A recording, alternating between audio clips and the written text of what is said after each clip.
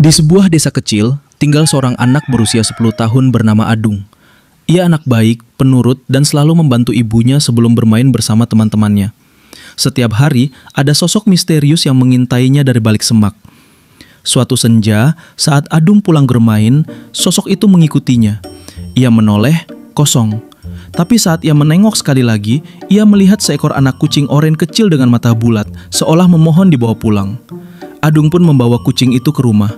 "Bu, bolehkah aku merawat kucing ini?" Sang ibu mengangguk sambil tersenyum. Boleh, asal jangan lupa bantu ibu ya. Malamnya saat mereka makan malam, si kucing makan di bawah meja. Tapi makanan kucing itu tak pernah habis, dan setiap malam ia keluar diam-diam membawa sisa makanannya. Suatu malam, karena penasaran, Adung membuntuti kucing itu ke dalam hutan, hingga sampai ke mulut sebuah gua.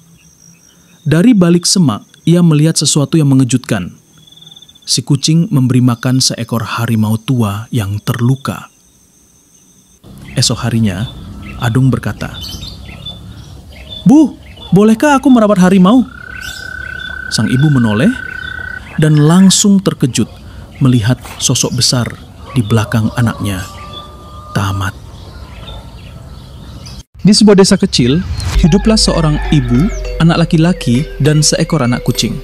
Suatu pagi, sang anak meminta izin untuk berkemah di hutan. Ibunya bertanya, "Sama siapa kamu berkemah?" Anak itu menjawab, "Bersama si Acil, Bu." Ibu mengizinkan dengan syarat pulang sebelum petang. Anak itu berangkat membawa ransel bersama si kucing. Mereka menyusuri jalan setapak di tengah hutan. Anak itu berbincang ceria dengan si kucing. Terdengar suara air terjun dari kejauhan. Mereka menemukan tempat lapang dekat air terjun. Tenda pun didirikan di dekat sungai. Mereka mulai memancing di tepi air. Beberapa ekor ikan berhasil ditangkap. Ikan-ikan ditusuk kayu dan dibakar di api unggun. Aroma ikan bakar mulai tercium kemana-mana. Tiba-tiba, semak-semak bergoyang dengan suara mencurigakan. 4 ekor serigala keluar dan mengepung mereka. Anak itu berlari sambil menggendong si kucing. Mereka naik ke atas pohon dan duduk di dahan. Serigala duduk menunggu di bawah sambil menatap tajam. Senja pun tiba, tapi serigala masih di sana. Anak itu berteriak minta tolong dari atas pohon. Tiba-tiba terdengar suara geraman dari balik pepohonan. Serigala ketakutan dan lari tunggang langgang. Seekor harimau muncul lalu tersenyum ke arah anak itu. Anak itu berseru senang, "Belang!" Ternyata itu harimau yang pernah ditolong si kucing. Menjelang malam, mereka pulang bersama. Sang ibu menunggu di depan rumah dengan cemas. Akhirnya mereka berpelukan penuh haru. Ternyata kebaikan kecil bisa menyelamatkan nyawa. Di sebuah desa tepi hutan, seorang anak kecil meminta izin pada ibunya untuk bermain di hutan. Setelah diizinkan, ia berangkat bersama seekor kucing dan seekor harimau. Mereka menelusuri jalan setapak, menembus semak, dan menyeberangi sungai hingga sampai di padang ilalang. Di sana terdengar suara lirih penuh kesedihan. Mereka mencari asal suara dan menemukan seekor anak singa yang sendirian. "Jangan dibawa, berbahaya," kata harimau dengan nada serius. "Tapi kalau kita tinggalkan, dia bisa dibangsa hewan lain," jawab si anak. Kucing mengeong pelan seolah menyetujui. Akhirnya mereka membawa anak singa itu. Malam tiba, saat mereka duduk di depan api unggun, langkah berat terdengar dari kegelapan. 2 pasang mata menyala, seekor singa jantan rawan keras memecah malam, membuat tanah bergetar. Harimau segera berdiri di depan anak itu, siap bertarung. Tegang, sampai anak singa keluar dari tenda. "Ayah, Bu, mereka menyelamatkanku," ucapnya lirih. Raungan berubah menjadi keheningan. Perlahan kedua singa menurunkan cakar. Malam itu mereka semua duduk di depan api unggun dengan hutan kembali tenang. Malam berlalu, pagi pun tiba. Adung terbangun di tepi hutan dan berjalan menuju air terjun. Dengan riang, ia mandi di bawah derasnya air, sementara Acil si kucing dan Ari si harimau sibuk menangkap ikan di aliran dangkal di bawah air terjun. Setelah cukup banyak ikan terkumpul, mereka menyalakan api kecil dan memanggangnya. Aroma ikan bakar memenuhi udara, menjadi sarapan hangat bagi ketiganya. Selesai makan, mereka bersiap pulang. Sepanjang perjalanan di jalan setapak, Adung memungut ranting kering, menyikatnya, lalu memikul di pundaknya. Tak lama, hamparan pedesaan menyambut mereka. Ibu Adung sudah berdiri di depan rumah, tersenyum hangat. "Bu, bolehkah aku bertanya?" tanya Adung pelan. "Iya, Nak. Kita hanya tinggal berdua. Sebenarnya ayah kemana?" Wajah ibunya sedikit berubah, lalu ia menjawab lembut, "Ayahmu seorang tentara, dia sedang bertugas di kota." Mereka pun masuk ke rumah. Adung dan ibunya makan di meja, sementara Acil dan Ari menikmati ikan di bawah meja. Bersambung. Pagi yang cerah, Adung dan ibunya berbincang di dalam rumah. Tiba-tiba terdengar ketukan pintu. Adung, main yuk.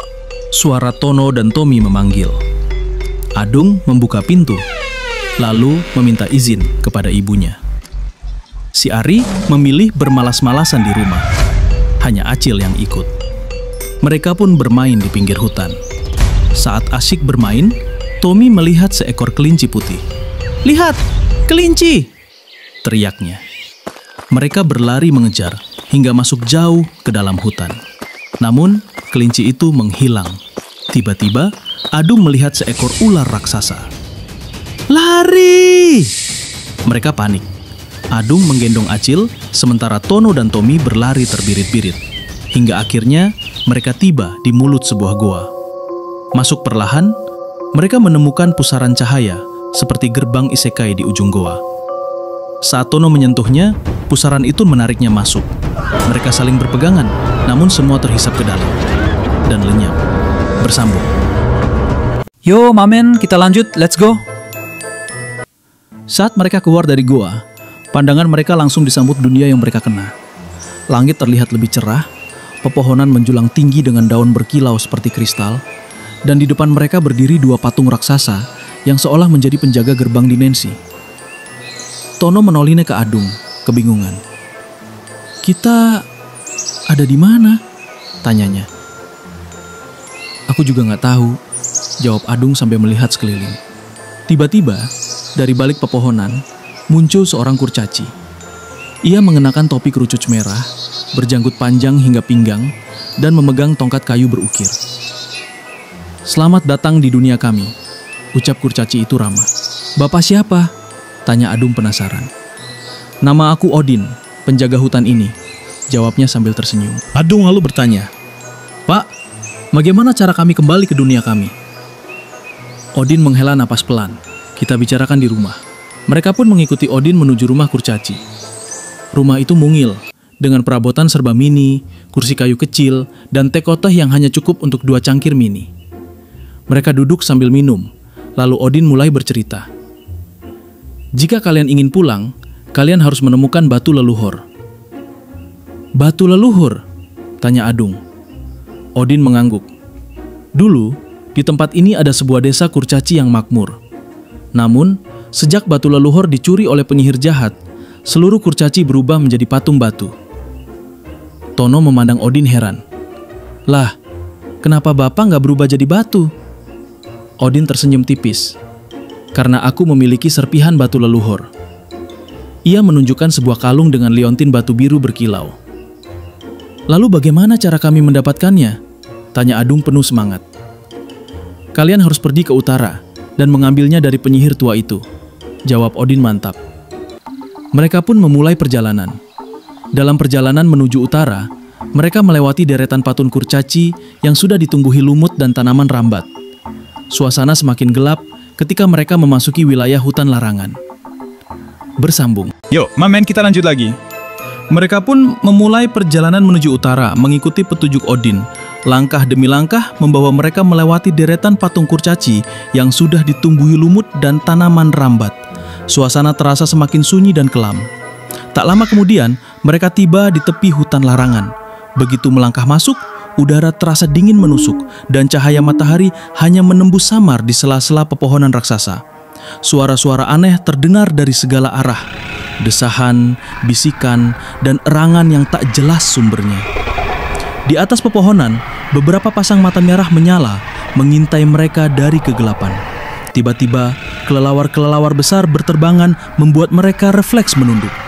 Belum sempat mereka bernapas lega, tanah di bawah kaki mulai bergetar. Pohon-pohon di sekitar mereka membuka mata dan wajah. Ranting-rantingnya bergerak seperti tangan, berubah menjadi manusia pohon raksasa. Dengan sulur panjang menjuntai, para manusia pohon itu mulai mengejar mereka. "Ayo lari!" teriak Adung sambil menarik Tono dan Tommy. Acil melompat lincah di antara kaki mereka, sesekali menoleh ke belakang. Sulur-sulur itu nyaris menyentuh ransel Adung ketika mereka menerobos keluar dari gerbang alami hutan larangan. Nafas terengah-engah, mereka mendapati diri berada di sebuah hamparan padang rumput luas yang dikelilingi tebing-tebing batu menjulang. Namun ketenangan itu hanyalah jeda singkat, karena petualangan mereka baru saja dimulai.